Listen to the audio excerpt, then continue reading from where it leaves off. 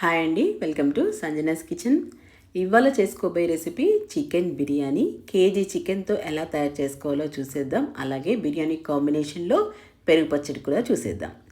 ఇక్కడ వచ్చేసి ఒక పెద్ద గిన్నెలో కేజీ చికెన్ దాకా తీసుకున్నాను. శుభ్రంగా కడిగేసుకొని పెట్టేసుకోవాలి. నిమ్మరసంతో కడిగేసుకోండి, నీసు వాసన అనేది లేకుండా ఉంటుంది.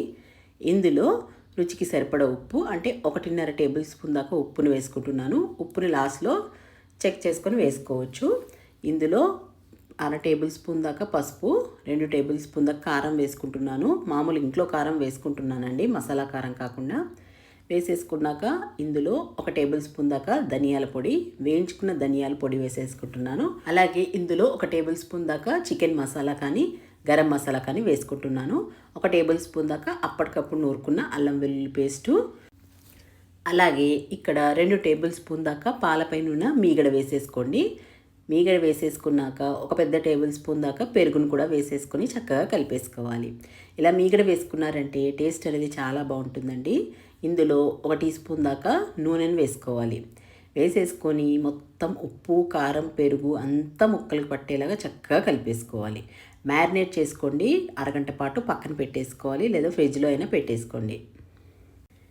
ఇక్కడ కేజీ చికెన్ తీసుకున్నాను. కేజీ చికెన్కి 3 పావు కిలోల దాకా రైస్ని తీసుకుంటున్నాను, బాస్మతి రైసు. అలా అయితే మీకు రైసు మసాలా చక్కగా ఉంటాయి. ఇప్పుడు మూత పెట్టేసి పక్కన పెట్టేసుకుందాము. ఇప్పుడు ఒక గిన్నెలో 3 గ్లాసుల దాకా రైస్ని తీసుకుంటున్నాను. మీకు మసాలా సరిగ్గా ఉండాలి అంటే 1 కేజీ రైసు, 1 కేజీ చికెన్ తీసుకోండి. ఒకవేళ అందరూ తినేలాగా కారం తక్కువగా, మసాలా తక్కువ కావాలంటే అలా చేసేసుకోండి. ఇప్పుడు నీళ్లు వేసేసుకొని దీన్ని కూడా ఒక 20 నుంచి 25 నిమిషాలు పక్కన పెట్టుకొని నానబెట్టుకుందాం. ఈ చికెన్లోకి బ్రౌన్ ఆనియన్స్ ప్రిపేర్ చేసుకోవాలి.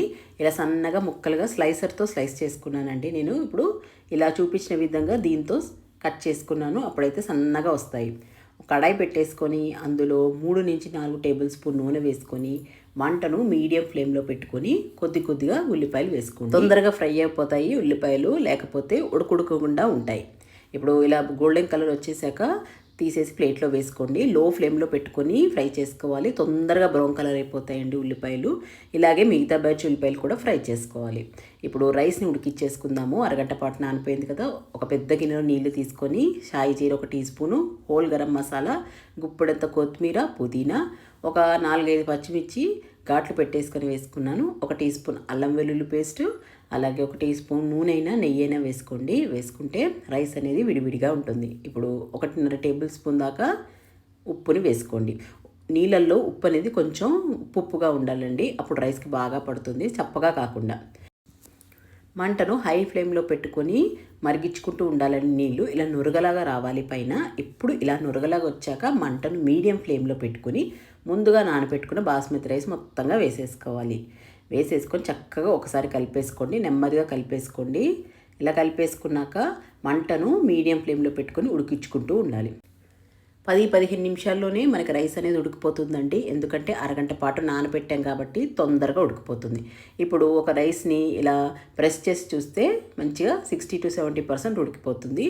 ఒక పలుకు అనేది ఉండాలి. ఇప్పుడు స్టవ్ ఆఫ్ చేయకుండా లో ఫ్లేమ్లోనే పెట్టుకొని ఒక జాలి గిన్నె లాంటిది తీసుకొని అందులో వేసేసుకోండి. మంటను లో ఫ్లేమ్లో పెట్టుకొని గంజి రాకుండా ఈ అన్నంని ఒక జాలి గిన్నెలో వార్చేసుకోవాలి.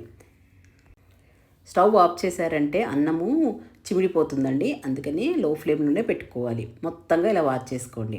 ఇక్కడ హోల్ గరం మసాలా వచ్చేసి నేను అన్నీ 4-5 దాకా తీసుకున్నానండి. 4 ఇలాచీలు, 2 ఇంచుల దాల్చిన చెక్క, 4-5 లవంగాలు, 1 టీ స్పూన్ మిరియాలు, అలాగే స్టోన్ ఫ్లవర్, అనాస పువ్వు, జావిత్రి, ఇవన్నీ హోల్ గరం మసాలా నీళ్ళల్లో వేసేసుకున్నానండి అన్నం ఉడికించుకోవడానికి. ఇలా మొత్తంగా వార్చేసుకొని పక్కన పెట్టుకోండి. రైస్ అనేది ఆరిపోతుంది, పొడి పొడిగా ఉంటుంది. ఇంకా ఏవైతే బ్రౌన్ ఆనియన్స్ చేసుకున్నానో ఆ నూనెలోనే, ఆ కడాయిలోనే మంటను మీడియం ఫ్లేమ్లో పెట్టుకొని ముందుగా మ్యారినేట్ చేసి పెట్టుకున్న చికెన్ని వేసేసుకోవాలి. చికెన్ కూడా ఒక 60-70% మాత్రమే ఉడికించుకోవాలండి మూత పెట్టేసి. ఇలా మూత పెట్టేసి ఉడికించుకున్నారంటే చికెన్లో ఉన్న వాటర్ అంతా రిలీజ్ అవుతుంది. ఈ వాటర్ కొద్దిగా ఎగిరేంత వరకు ఫ్రై చేసుకుంటూ ఉండాలి. నూనె అనేది సపరేట్ అయిపోవాలి. మంటను మీడియం టు లో ఫ్లేమ్ అడ్జస్ట్ చేసుకుంటూ ఫ్రై చేసుకుంటూ ఉండాలండి. కింద అడుగంటేస్తుంది, చూసుకొని కలుపుకోవాలి. ఇలా మొత్తంగా ఫ్రై అయిపోయాక పక్కన పెట్టేసుకోండి. స్టవ్ ఆఫ్ చేసి పెద్ద బిర్యానీ గిన్నె పెట్టేసుకొని మంటను మీడియం ఫ్లేమ్లో పెట్టుకొని ఒక 4-5 టేబుల్ స్పూన్ నూనె వేసుకున్నాక నూనె అయినా నెయ్యి అయినా బటర్ అయినా వేసుకోండి. ఇందులో 2 మీడియం సైజ్ ఉల్లిపాయలు సన్నగా ముక్కలుగా కట్ చేసుకొని వేసుకోవాలి. ఉల్లిపాయలు బ్రౌన్ కలర్ కాకుండా సాఫ్ట్గా అయ్యేంత వరకు ఫ్రై చేసుకోండి. మీకు ఎక్కువ మసాలా కావాలంటే ఇందులో ఒక 2 మీడియం సైజు లేదా పెద్ద సైజు టమాటా కూడా వేసేసుకోండి. ఇందులో ముందుగా ఫ్రై చేసి పెట్టుకున్న చికెన్ కూడా వేసేసుకోవాలి. వేసేసుకొని చక్కగా మీడియం ఫ్లేమ్లో కలిపేసుకోండి. ఇలా చక్కగా కలిపేసుకున్నాక ఇందులో నీళ్ళను వేసుకోవాలి. ఒక 4-5 టేబుల్ స్పూన్ దాకా నీళ్ళని వేసుకుంటున్నానండి. ఏ కడాయిలో అయితే చికెన్ చేసామో అందులోనే 4-5 టేబుల్ స్పూన్ నూనె వేసుకొని ఒకసారి కలిపేసుకొని చికెన్లో వేసేసుకోవాలి. మంటను మీడియం ఫ్లేమ్లో పెట్టుకోండి. మీడియం ఫ్లేమ్లో పెట్టుకొని ఒక 2-3 నిమిషాలు ఫ్రై చేసుకుంటే సరిపోతుంది. ఆల్రెడీ చికెన్ని ఫ్రై చేసాం కాబట్టి ఎక్కువగా ఉడికించుకోకూడదండి. చికెన్ ఆల్రెడీ దమ్ పెట్టేటప్పుడు చికెన్ ఉడికిపోతుంది. మళ్ళీ ఇంకా లాస్ట్లో బ్రౌన్ ఆనియన్స్ వేసేసుకొని ఒకసారి కలిపేసుకోండి. ఎక్కువగా ఉడికించుకున్నారంటే చికెను మళ్ళీ దమ్ చేసేటప్పుడు మొత్తంగా విడిపోతుందండి చికెన్ ముక్క. ఒకసారి చికెన్ కడాకి అంతా స్ప్రెడ్ చేసేసుకున్నాక రైస్ వేసేసుకోవాలి.